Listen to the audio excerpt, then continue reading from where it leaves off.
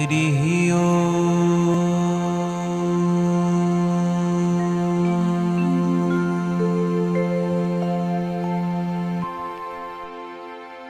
ॐ गं गं गं गणपतये नमः। ॐ श्री सरस्वत्यै नमः।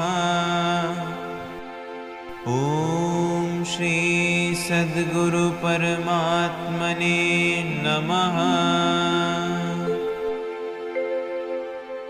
वक्रतुण्ड महाकाय सूर्यकोटि समप्रभा निर्विघ्नं कुरु मे देव सर्वकार्येषु सर्वदा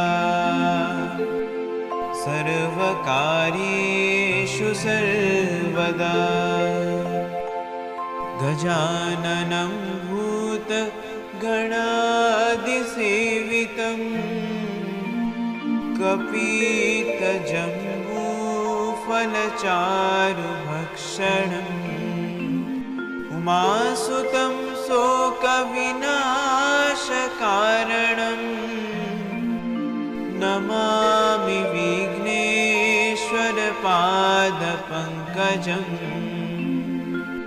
नमामि विघ्नेश्वरपादपङ्कजम्।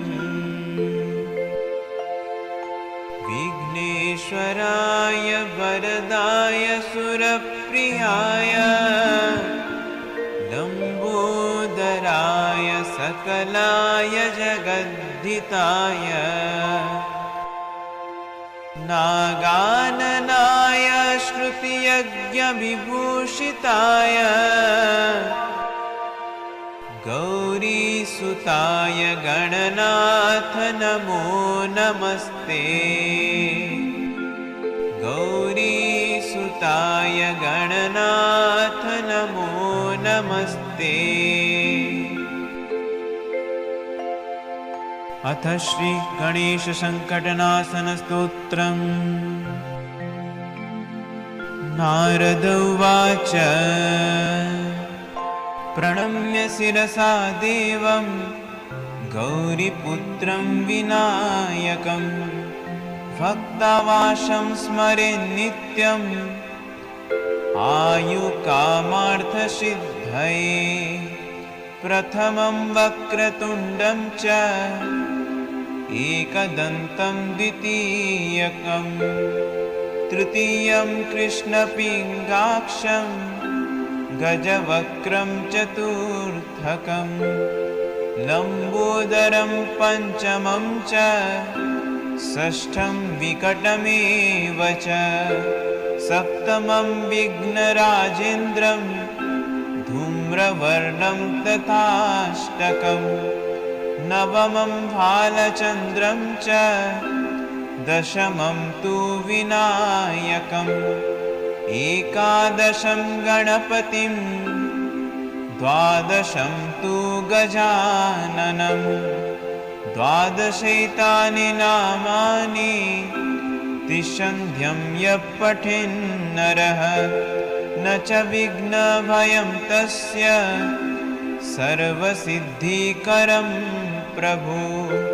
विद्यार्थी लभते विद्यां धनार्थी लभते धनं पुत्रार्थी लभते पुत्रान् मोक्षार्थी लभते गतिं।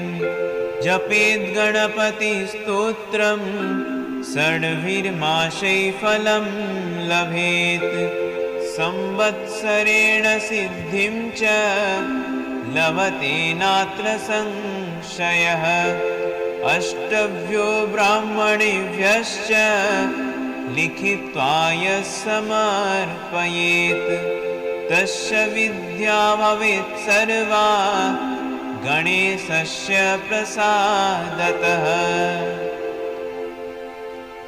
इति श्रीनारदपुराणे संकटनाशनं श्रीगणेशस्तोत्रं सम्पूर्णम्।